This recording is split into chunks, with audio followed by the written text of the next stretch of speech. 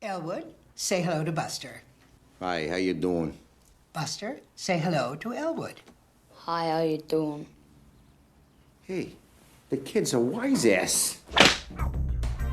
Okay, we still have a lot of things to cover, a lot of which won't be covered before they should be, so I've decided to once again assess the hat of decisions. It didn't exactly come through last time, but just to make sure we don't again end up reviewing something stupid, I've removed almost anything of that nature, only keeping in a few things to make it somewhat fair. So, let's see what it is. Huh?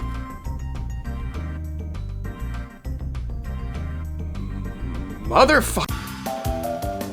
If you thought Smokey and the Bandit 2 was a baffling sequel, you've clearly had the pleasure of not witnessing the subsequent gang rape that is Blues Brothers 2000. Released in 1998, this is a sequel that, aside from nobody wanting, literally, and I mean literally, lacks a single redeeming quality to its name. It was directed by John Landis, the guy who directed this, and despite somehow having a rating a lot higher than it should, it was a box office failure, grossing $32.1 million, just over its $30 million budget. Of course, they do argue that it's not that bad, that it's just the same thing, just not as good, and while they definitely got the not as good part right, it becomes apparent early on that this goes far beyond that. It's obvious they didn't have any ideas, but if you manage to get through it, you'll be left wondering how something so bizarre even got made, and that the same people actually made it. You wouldn't believe me if I just told you, so let's take a look at whatever the fuck this is. The movie opens with Elwood, again played by Dan Aykroyd, being released from prison after his 18-year sentence. Wait, isn't that a bit light?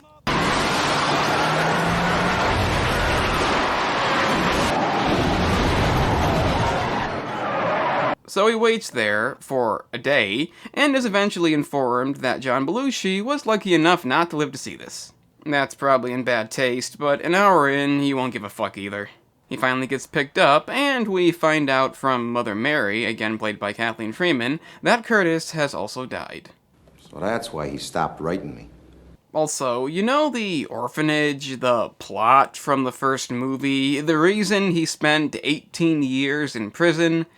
Well, He was very upset when the orphanage closed. don't you love that? Don't you just fucking love when the first fucking movie becomes fucking pointless for a shitty sequel nobody wanted? It's a good thing we don't still do this. However, it turns out Curtis had a son, Cable Chamberlain, leading him to realize that he still has a family. Then, literally right after that, any remote chance this movie did have goes to shit when him, a convicted felon, is tasked with mentoring a fucking kid. Is this a joke? Buster, played by J. Evan Bonifant, is a kid who will do something in this movie, and then something again much later, and finally something at the end. A personality he does not have, and I would give an example, but it's kind of just a lack of speaking. He immediately tries to leave him, but somehow he follows, so he tells him to fuck off. Stay away from drugs, gangs, cyber porn on the internet, and you could be president of the United States someday. Okay, as far as the comparison goes, just pick whichever side you're on, but I do feel an acting credit in this movie should be a disqualification. He goes to see Chamberlain, who is not too pleased over the accusations about his mother, until I guess he confirms it, and he tells him he's getting the band back together. Both public and private, in excess of $24 million, and you are asking me if I want to join this band? That was a scene that, by itself, manages to point out why this movie's mere existence makes no fucking sense. It's similar to the previous scene, in which the movie again explains why it didn't need to exist. The orphanage is gone, Jake's gone, Curtis is gone. I don't even know if I have to keep going, it's kind of self-explanatory. He throws him out, but the kid does one of three things he'll do in this movie, and steals his wallet. The Lord works in mysterious ways. That is the replacement line for... We're on a mission from God. And while that made sense, because their mission was to save the orphanage, in this, it doesn't make any sense. The plot is to get the band back together again, but the reason is non-existent. Everybody they try to recruit seem to have decent jobs and lives, and considering the first film had a fucking purpose, you'd think in the 18 years between movies, they would have thought of something to justify this. Anyway, they use the money to buy a new car, and in a somewhat confusing scene, I guess they think the kid is kidnapped because he's been gone too long? And if that's the case, why the fuck did you give him to a convicted felon? They go to an erotic strip club to recruit Willie Hall, who, get this, doesn't want to leave his business and risk going back to jail. What an asshole. That's okay though, because after realizing Willie has to pay out to the Russian mafia, this happens. Then, him and Mick, played by John Goodman, leave them taped up in an alley somewhere, and who the fuck is Mick? Hey, Matt! Look who's here. Elwood Blues. From Willie's old band. Hi. Oh, the guy he looked at for a second. Okay, so I guess he's the new Belushi, and their plan to stop the Russians was not a good one. Everyone, please leave! No! They burn the place down, assume they're too dumb to break a window, and a chase scene ensues. This usually meant for a fun time in the first movie, but now they have magical nails to teleport them back to the club. Did they just go in a circle? Since the Russians torched Willie's club, he'll need a job. You'll need a job. So, you'll join the band, and we'll all have jobs. What an asshole.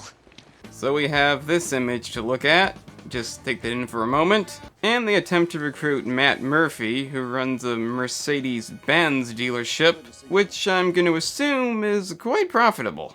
Meaning we again have a music number by Aretha Franklin, only this time it makes no sense. Okay, it made no sense the first time either, I mean, when does it? But this time, the songs, despite being quite good, are kind of just there.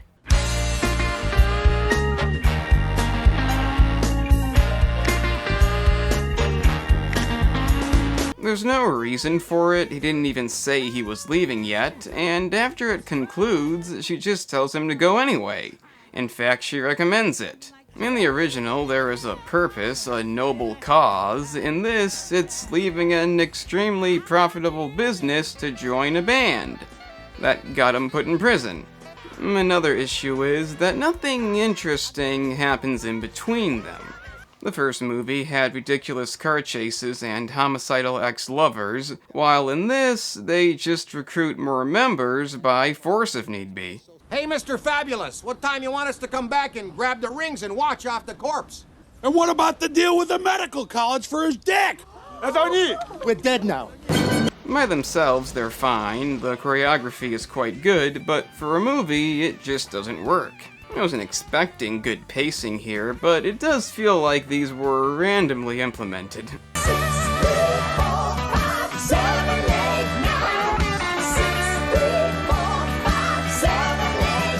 So, with the band complete, they get their old agent to book them a show at the Battle of the Bands for a Louisiana witch queen. Just a gimmick, surely. Then, on the way, they meet a fan in which they say they'll watch him play, which they don't, but I guess nobody notices. Damn, this is stupid. Mr. Blues? Mr. Blues? Huh. I guess they left. What a bunch of assholes. They didn't even like the video. Or subscribe. Could it be they didn't see it? They stop at a diner, and the cops track them down, meaning they must escape, and the way they do so is the definition of comedy.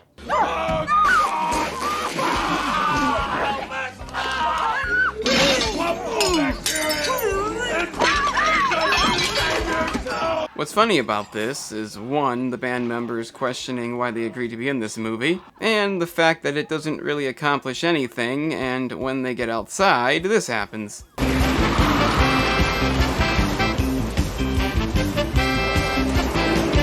Is this just stupid shit for the sake of stupid shit? I have no idea why they do this, I have no idea why the cops take so long to chase them, and on the bright side, Goodman does have the right idea. You're hoping they lost interest? However, the cops have set up a roadblock, meaning we'll finally get something that's reminiscent of a car chase.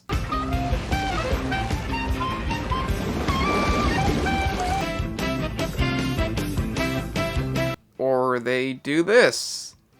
I guess it's a new idea. They come across some Confederates, because why wouldn't they? And pretty much everything said and done in this scene makes no sense. Or you might just think that we know something.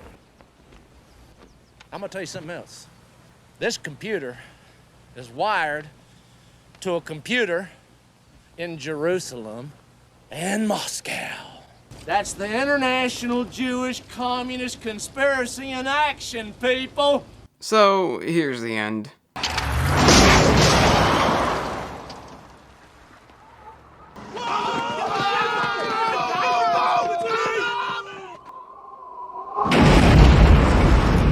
Thus begins the second half of the movie, or as I call it, one outrageously stupid thing after another. While the first half was boring and badly paced, the rest feels like whatever random ideas popped into their minds. That would be unprofessional. No, believe it or not, that's not the bullshit I'm talking about.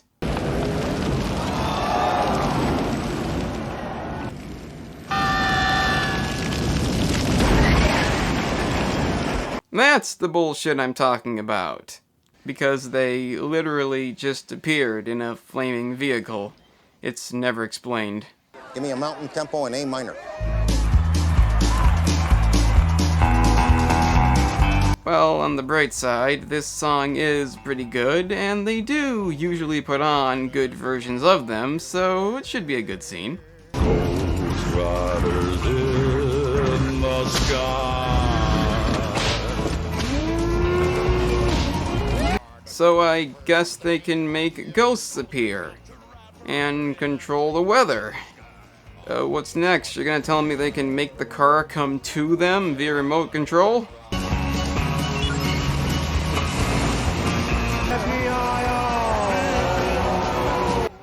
Oh, why did I listen to the Head of Decisions? They escape, all of them fitting into one vehicle somehow, and the band wants to give up. I think we got a rebellion on our hands. Is he referring to the audience? I guess I've dragged you down as far as living humans can go.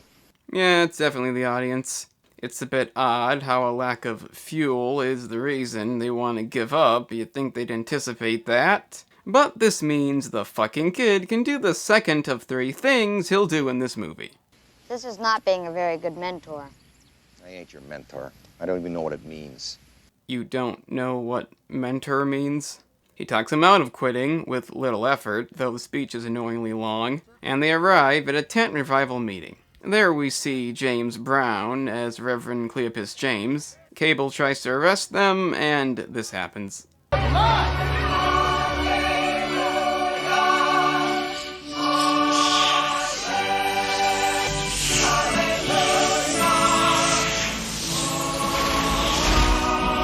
Calling of the blood. Yes, I understand.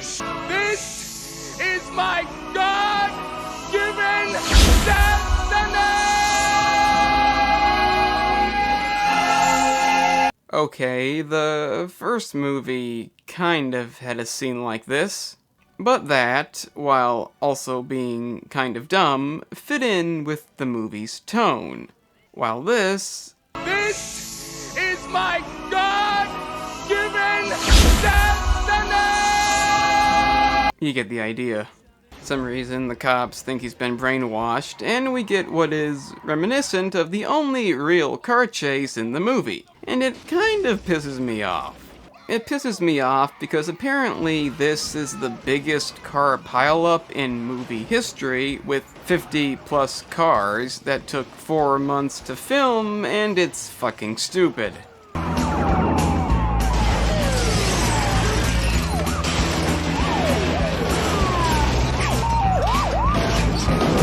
I'm disgusted by the fact that this movie could have a record to its name.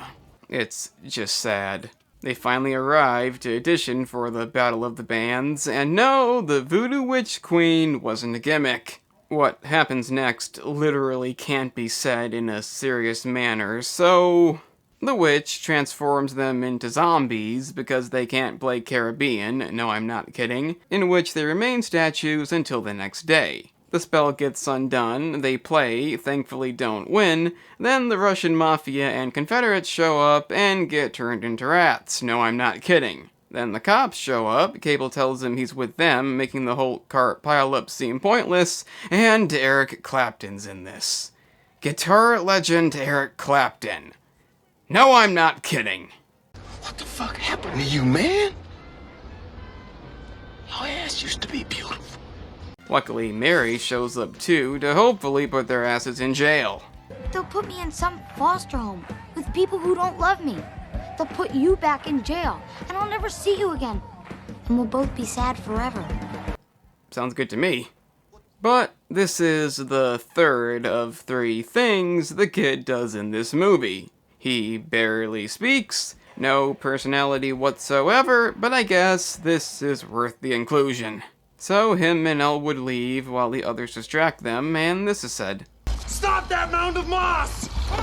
But despite all the bullshit we had to sit through, we finally reached the epic climax.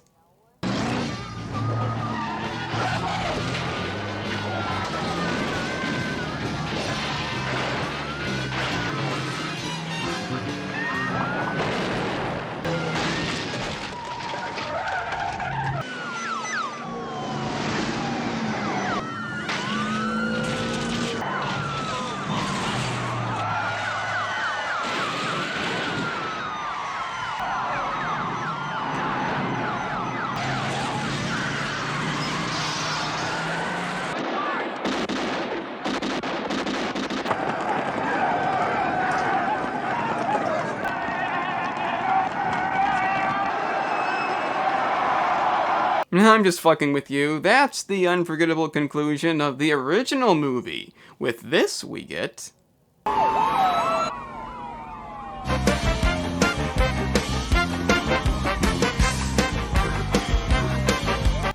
So, that was Blues Brothers 2000, and what the fucking hell even is this?